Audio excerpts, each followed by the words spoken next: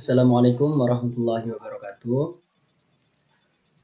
Alhamdulillahilladzi anzala ala abdil kitabah wal kitabah lil qiraah wal qiraah lil ma'rifah wal ma'rifah lil ibadah wal ibadah lillahi ta'ala.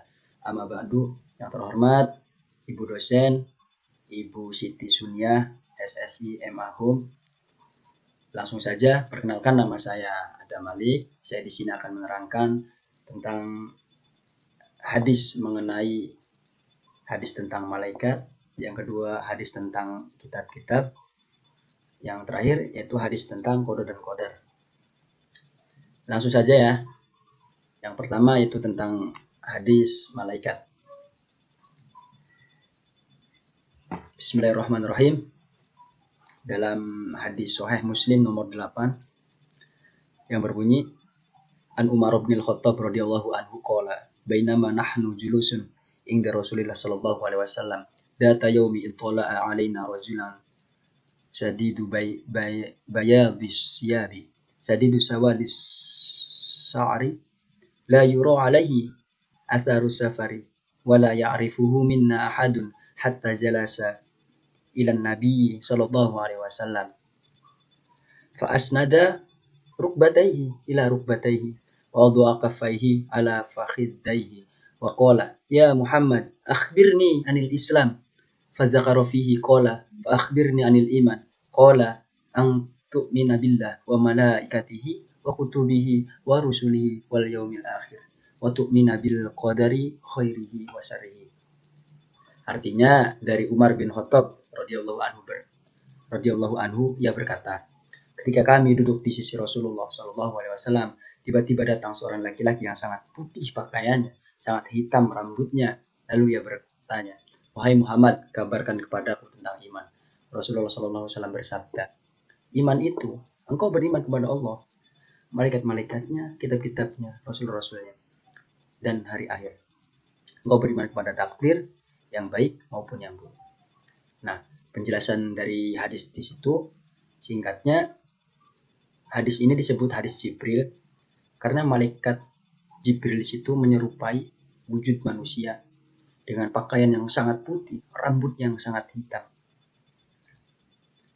Nah, bahwa malaikat merupakan rukun iman kedua, makhluk gaib yang diciptakan oleh Allah dari cahaya dan selalu taat kepada Allah tanpa maksiat.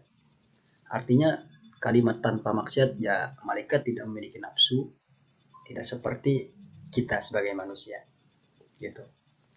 Mereka juga memiliki tugas masing-masing. Contoh malaikat Jibril yaitu menyampaikan wahyu. Yang kedua malaikat Mikail yaitu mengatur rezeki dan hujan. Dan yang ketiga Israfil yaitu meniup sangkakala. Dan malaikat Israel yaitu mencabut nyawa. Itu yang saya contohkan sedikit. Oke, langsung saja yang kedua ya, yaitu hadis tentang kitab-kitab Allah.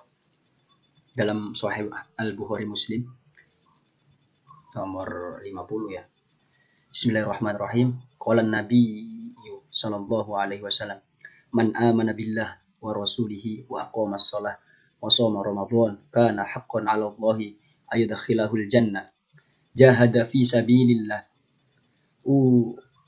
au jalasa fi ardihi lati ulida fiha faqalu ya Rasulullah afala nubashshirun nas qala inna fil jannati mi'ata darajati a'addaha Allah lil mujahidin fi sabilihi.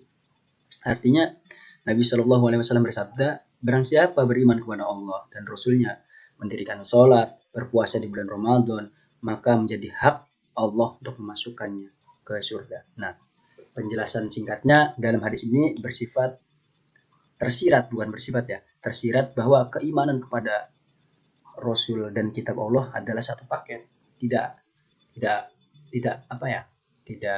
lepas, tidak jauh antara Rasul dan kitab Allah ini, ya harus menjadi satu paket dalam ruang lingkup keimanan.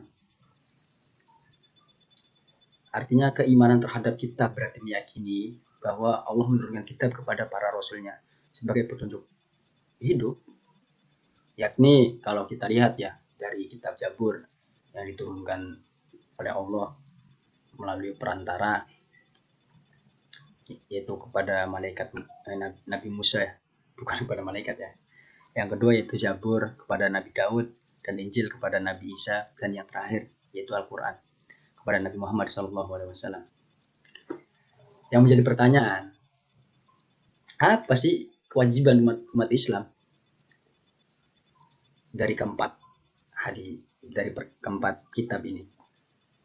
Cuman satu, meyakini semua kitab itu benar adanya.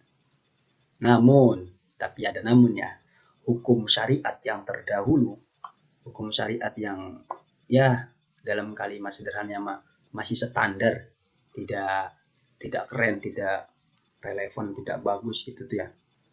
Nah, adanya di akhir yaitu yang digantikan oleh Al-Quran, bahkan disempurnakan oleh Al-Quran, yaitu tentang hadis-hadis pada zaman dahulu yang masih zamannya Nabi Musa, masih zamannya Nabi Daud, masih zamannya Nabi Isa. Nah, adanya Al-Quran ya sebagai penyempurna dari hadis-hadis tersebut. Itu. Tapi ya tetap yang kita pahami, kita harus meyakini bahwa hadis itu benar adanya gitu. Cuman Al-Quran lah yang menjadi penyempurna. Itu saja. Oke, langsung yang terakhir yaitu hadis tentang qada dan qadar. Nah, dalam teks hadis Sahih Muslim ya, nomor 2653 yang berbunyi Bismillahirrahmanirrahim. An Abdillah ibni Umar, an Abdillah ibni Amrin radhiyallahu anhuma qala sami'tu Rasulullah sallallahu alaihi wasallam yaqulu kataballahu maqadirul khalaiqi qabla ayakhluqas samawati wal ard bi khamsina alfa sanatin wa arsuhu alal ma'i. Artinya dari Abdullah bin Amr radhiyallahu anhu berkata, aku mendengar Rasulullah sallallahu alaihi wasallam bersabda, sungguhnya Allah telah menulis takdir segala makhluk 50.000 tahun sebelum menciptakan langit dan bumi, dan arsnya berada di atas air. Nah, penjelasan singkatnya bahwa qada dan qadar ini bagian dari keimanan. Yang kita ketahui ya, kalau ngelihat arti dari qada itu kan segala sesuatu yang ditetapkan oleh Allah terhadap segala sesuatu. Kalau qadar yaitu ukuran atau rincian dari ketetapan itu. Ya intinya qada itu sesuatu ketetapan oleh Allah terhadap segala sesuatu. Contoh kematian. Ya begitulah contoh salah satunya kematian. Yang mana mati ini tidak disangka-sangka, baik muda, tua, remaja, tidak tahu kapan matinya, tapi intinya sudah ditetapkan kapan kau mati, kapan kau meninggal, begitu.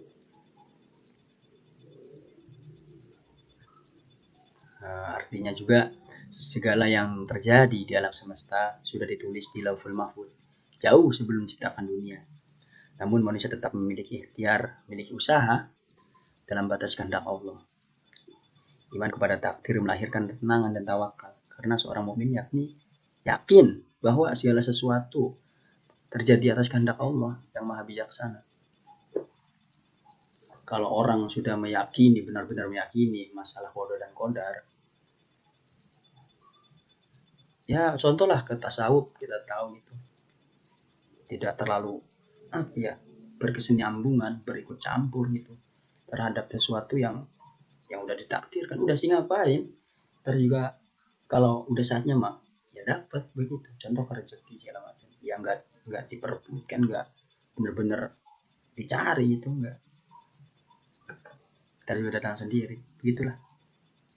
Oke, dari ketiga tersebut ya, sebelumnya mohon maaf banget dari kata-kata ataupun apa ya, semata-mata Allah yang benar, saya sebagai manusia hanya menyampaikan sedikit yang saya tahu gitu.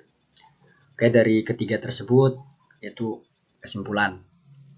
Yang pertama, beriman kepada malaikat, yaitu mengakui adanya makhluk gaib yang selalu taat kepada Allah.